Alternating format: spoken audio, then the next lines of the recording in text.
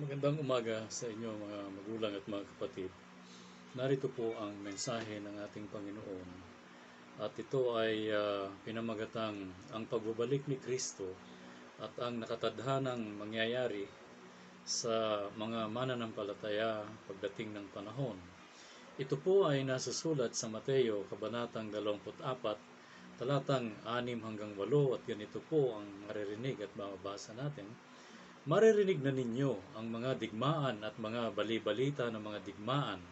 Ngunit huwag kayong mabalisa, sapagkat ang mga bagay na ito ay kinakailangang mangyari, ngunit hindi pa ito ang wakas. Ito ay sapagkat babangon ang isang bansa laban sa isang bansa, at babangon ang isang paghahari laban sa isang paghahari, at magkakaroon ng mga taggutom at mga salot at mga lindol sa iba't ibang dako. At ang lahat ng mga ito ay pasimula ng sakit na nararamdaman ng isang babaeng manganganak. Dito po sa ating binasang mga talata, mga magulang at mga kapatid, hayaan nyo na bigyan ko kayo ng panimula at ang aking perspektibo rito sa mensaheng ito. Ayon sa mga binanggit na ito ng ating Panginoong Hesukristo sa mga alagad, mukhang hindi kapanapanabik ang hinaharap na mga panahon. Sapagkat kapag dumating ang hari, ay mukhang hindi siya babatiin ng kagalakan kundi ng kalungkutan at mga pag-iyak. Hindi po kasiyahan ang babati sa kanya. At ito ay binabanggit sa mga talatang ito. It is implied. Not with peace but hostilities and war. Parang hindi kapayapaan kundi away at digmaan at patayan at malawakang paghihirap ang mararanasan ng mga tao pagdating ng pagbabalik o ikalawang pagbabalik ng ating Panginoong Jesucristo. Parang hindi pagdiriwang kundi protesta at paglaban sa Kanya ang daratnan niya. Parang wala ring kaayusan kundi kaguluhan sa maraming mga bansa at di pagsamba, ngunit parang pag-uusig at pag-alipusta pa sa kanyang iglesia, sa kanyang pagka-Diyos, sa kanyang mga banal na salita at sa kanyang mga batas. Ang mga daratnan niya at ang tao sa daigdig ay daratnan na nasa isang napakamapanganib na kalagayan at ang mga nilalang nito ay ganun din. At ang pagsamba ng tao sa kanyang kakayahan ay magiging grabe. Maaabot kasi niya ang pinakamagaling na klase o kalagayan ng tao kung sino siya. At halos hindi niya nanaising pakialaman siya ng kahit sino maging ng Diyos. Sapagkat siya sa kanyang sarili ay sapat na mula sa mga naabot at maaabot ng kanyang kaisipan. At kung paano siya binago ng mga ito at ang buong daigdig na ito. Magiging napakalakas po ng civil society at ng mga institusyong itatayo ng mga tao sa daigdig na ito. At lalaban ito sa mga pamantayan ng kabanalan, ng buhay at mga kaisipang panglangit at katuruang panlangit. Para sa mga taong ito, di kapanapanabik ang pagdating ni Jesus. Hindi po ito kasasabikan at halos ire-reject at di ito paniniwalaan. Kung kaya't ang daigdig na ito ay magiging tirahan ng mga taong nag-akala na kanila ang planetang ito at aagawin nila ito mula sa manlilikha at gagamitin itong panlaban sa mga panlangit na paniniwala at pagpapahalaga. At tanging ang may mga pananampalataya at takot lamang sa Diyos ang tanging may pagkilala sa kanyang kapangyarihan ang mananabik sa kanyang pagdating, sapagkat ang mga ito ay mga uusigin. Pakikialaman kasi ng mga anak ng Diyos ang kanilang mga gawi, ang pamantayan ng batas, at papaalalahanan sila sa kanilang mga kasalanan. At hindi ito nanaising marinig ng mga tao. Kamumuhian nila mga Kristiyano gaya ng pagkamuhi nila sa mga propeta noon at kay Hesukristo. Ayaw na sila'y itutuwid at pakikialaman sa kanilang mga gawang masasama. Itong dahilan ng malagim na pag-uusig ng mga Kristiyano pagdating ng panahon. I remember when Jesus came to this earth in Bethlehem, naalala nyo, he was greeted with political rivalries and jealousy. and not with welcoming arms, but with soldiers who were ordered to kill him.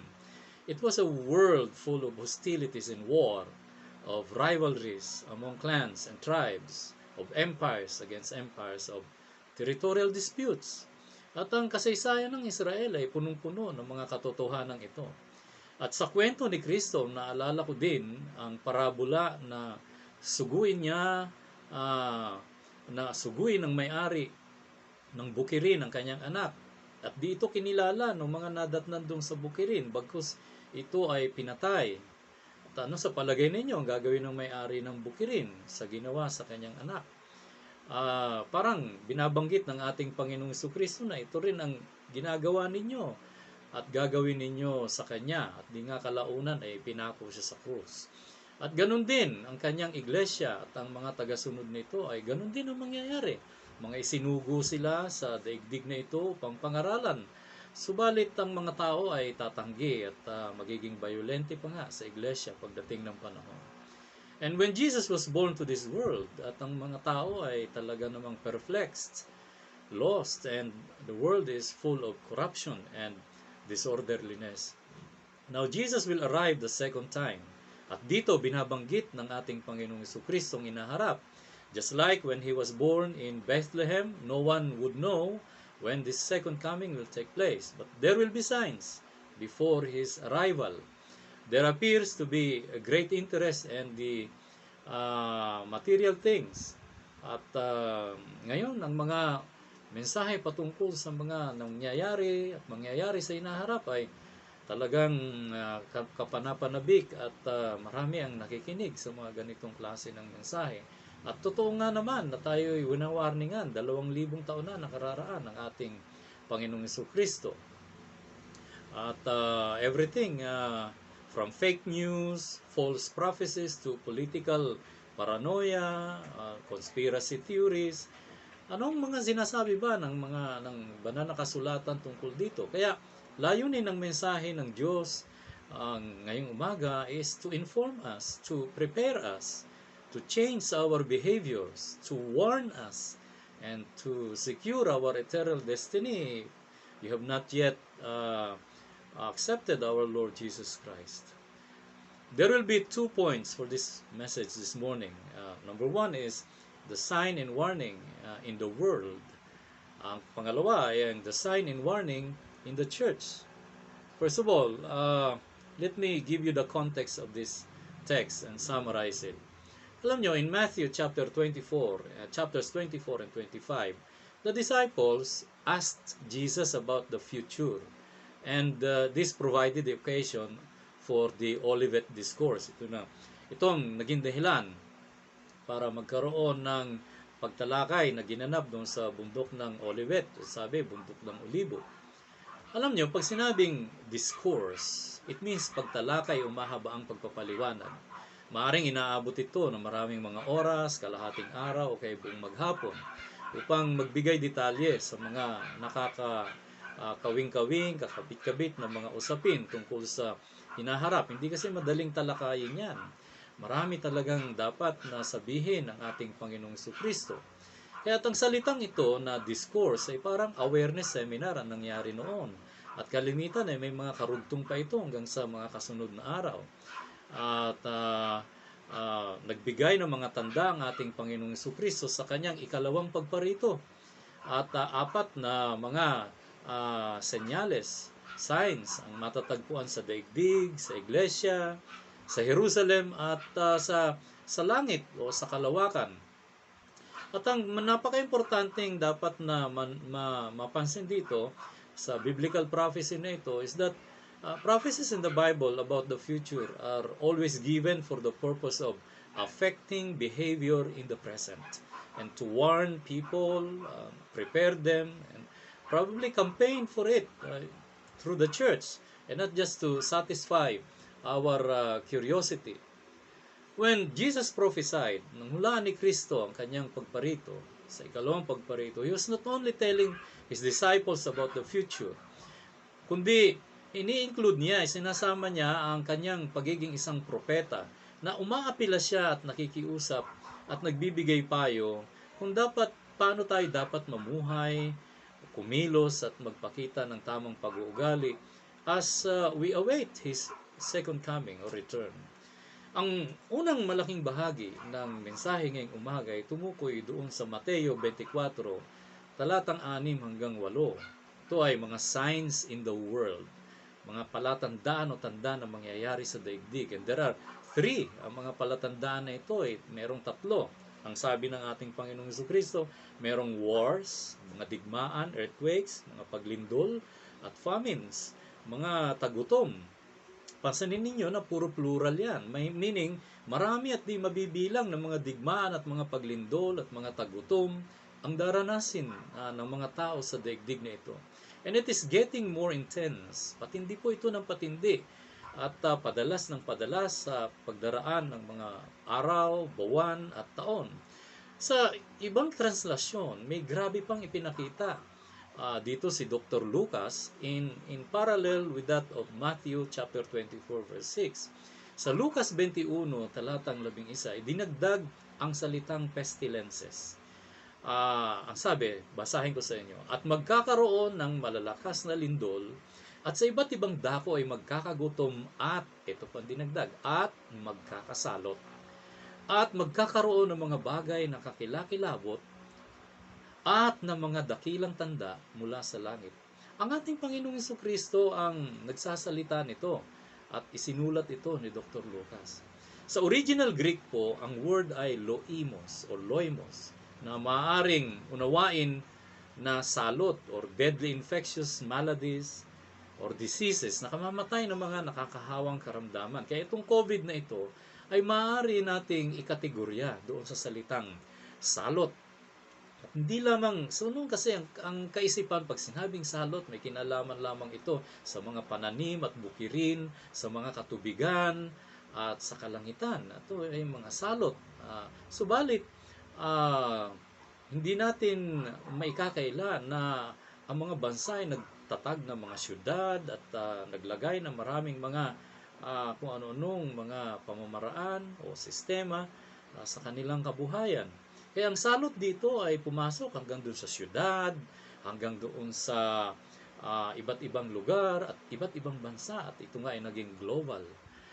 Noon pa man kasi global at noon pa man ang pandemya ay pandemyang nararanasan na sa maraming mga bansa at iba't ibang dako.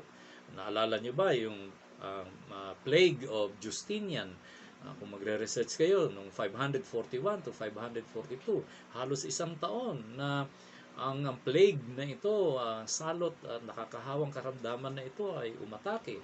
Yung bang Black Plague noong 1346 to 1353, halos 7 taong ito na nanalasa at pumatay ng libo-libo at daan-libong mga tao. Yung influenza pandemic, yung Spanish flu, 1914 to 1920, 2 years. Mga kapatid, na wala pa po tayong isang taon sa pandemyang ito ng COVID-19. Subalit milyon-milyon na ang apektado rito at halos milyon na rin ang namatay sa sakit na ito. Kasama po ang ipinagdaramdam ng ating puso, ang kamatayan ng ating mga doktor, mga frontliners, mga mahal sa buhay, mga pastor, mga nurses, mga doctors. Pinagdaramdam natin na nawala sila sa pamamagitan ng karamdamang ito. Subalit, ito'y binabanggit lamang natin na talagang yung pestilences ay binanggit na doon sa Lucas na iyon. Kaya Jesus advises us, pinayuhan tayo ni Jesus sa verse 6 not to be alarmed. Binigyan tayong babala. Huwag tayong mabahala. Sabi niya doon sa verse 6, huwag daw ikabahala pa kung ganito pa ang mga nangyayari, huwag daw ikabahala kapag narinig na natin at nararanasan ng mga sakunang ito, digmaan, pandemya, at lindol at tagutom. Sapagkat ang sabi, paunang kahirapan pa lamang pa ito sa daigdig. Hilab pa lamang ng tiyan iyan, ika nga, gaya ng isang manganganak na babae. So, it is just a prelude, introduction, papunta pa lang. Hindi pa talagang nandoon na mismo at hindi pa lumalampas sa kalagitnaan tayo. Malayo pa. Something is coming bigger, nakapangingilabot at mas nanaisin mo pang hindi ka pinanganak sa daigdig na ito kapag dinatnang ka ng mga araw na yon. Ang kaba, ang lungkot, ang pagod, ang hirap, ang takot, ang mga panghihinayang, ang kamatayan, ang pagkawasak, ay lalaging nariyan sa bawat araw. At kung hindi paiikliin ng Panginoon ng mga araw na yon, ay walang matitira kahit na sa mga hinirang. Siya rin nagsabi niyan. Paiikliin iyon sa pamagitan ng pagdating kaagad ng Panginoong Hesus upang ilunsad ng pagliligtas at ang digmaan ng langit sa lupa, sampo ng mga kampo nito. Itatatag niya ang kanyang kaharian gaya na itinurong panalangin ni Jesus. Dumating nawa ang kaharian mo dito sa lupa. Parang may urgency na dapat idalangin ninyo, pilitin yung makumbinsi ang Diyos Ama sa langit na sa pamagitan nito, yung panalangin na ito, bumalik na at dumating na dito ng mabilisan ang kaharian ng Panginoon at matatag dito sa lupa, sapagkat grabe, kalungkot-lungkot, kahindik-hindik ang mga binanggit na yan ng ating Panginoong Jesucristo. Iyan po ang mga tanda sa daigdig na ito bago dumating ang ating Panginoon. At kailangang mangyari ito, sabi ng Panginoon. Meaning, hindi maaring hindi ito maranasan. Hindi niya ito palalampasin. Kung kaya't ang mga parating na panahon ay napaka delikado, at ngayon pa lamang ay dapat nang turuan ng mga dekalidad na values ang ating mga anak, ang ating mga sarili, at ating suriing mabuti ang mga katuruan ng ating iglesia at ang mga gawain nito. Ito ba ay nakapagdudulot ng katatagan at ng hindi katitisuran? Ito ba ay nakapagdudulot ng kalakasan at hindi kahinaan? Ito pa ay nakapagbibigay ng payo na mainam upang sumigla at lumaki ang ating pag-asa sa buhay na ito. Mga magulang dapat ganon. Ang mga misyonero ba ay mga pastor, mga laiko, mga gawain na iglesia at mga resources na ito ay dapat na inihahanda sa mga kagaya ng mga pagdating na ito, upang makatulong tayo sa anumang mga sakuna na darating, bagyo, lindol, tagutom sa ating kapaligiran. Gaya ng ginawa ni Jose nang siya ay maging gobernador ng bansang Ehipto, ay makatulong siya sa pamahalaan upang maiayos ang buhay ng mga tao, ng komunidad o ng lipunan. Kung ito ay mga warning signs para sa daigdig, ano naman ang mga warning signs para sa iglesia? At dito tayo papasok sa pangalawang yugto o bahagi ng ating mensahe ngayong umaga. Ang Mateo 24, talatang 9 hanggang 14, ito yung mga tanda sa loob ng iglesia po. Ito sa loob ng iglesia at hindi sa labas. Merong 4 mong bagay na mangyayaring palatandaan na mangyayari sa loob mismo ng iglesia. Ang sabi sa talatang 9, kung magkagayoy, ibibigay kayo sa kapighatian at kayo papatayin at kayo kapopuotan ng lahat ng mga bansa dahil sa aking pangalan. At kung magkagayoy, maraming matitisod at magkakanuluhan ng isa't isa at magkakapuotan ng isa't isa. Magsisibangon ng maraming bulaang propeta at kanilang ililigaw ang marami. At dahil sa pagsagana ng katampalasanan, ang pag-ibig ng marami ay lalamig. Talatang 13, datapat ang magtiis hanggang sa wakas ay siyang maliligtas. At ipangangaral ang ebanghelyong ito ng kaharian sa buong sanglibutan, sa pagpapatotoo sa lahat ng mga bansa, at kung magkagayoy darating ang wakas.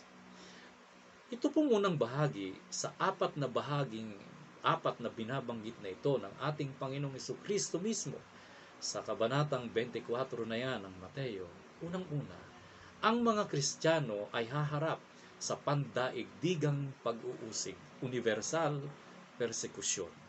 Ang mga Kristiyano ay haharap sa bagay na ito. At pangalawa, the church will experience a great falling away. Ang talagang napakaraming mga lalayo at hihiwalay sa iglesia. Iiwanan nila ang pananampalatayang Kristiyano at maglalamig sila sa kanilang pananampalataya. Yan po'y binanggit na malawakang pagkatisod sa talatang 10 at 12 at pagtalikod sa Diyos. Basahin ko po sa inyo talatang 10. At kung magkagayoy, maraming mga titisod, wika ng Panginoon, ng ating Panginoong Jesucristo, at magkakanuluhan sila sa isa't isa, at magkakapuotan sila sa isa't isa, At dahil sa pagsagana ng katampalasanan, ang pag-ibig ng marami ay lalamig. Ilang pong at ang narinig natin dito na idinugtong-dugtong ng ating Panginoong Kristo. Meron po siyang sinabing 1, 2, 3, 4 na mga at o pagdurugtong, mga conjunctions at mga prepositional statements ang binanggit dito. At kung sa palagay ninyo ay sapat na ito, ay wait po, because there is more. Ang sabi po sa talatang 5 naman, that there will be false prophets and messiahs that will arise. Yan pong sabi ng ating Panginoong Kristo. Lilitaw ang mga sinungaling na mga tagapangaral. Talatang 5, talatang 11. And we will face a big problem here sapagkat magiging isang malawakang suliranin ang panlilinglang. Ang tawag po natin sa panahon ngayon yan ay fake news. Mga kapatid, sabi po sapagkat marami ang magsisiparito sa aking pangalan na magsasabi ako ang Kristo at ililigaw ang marami.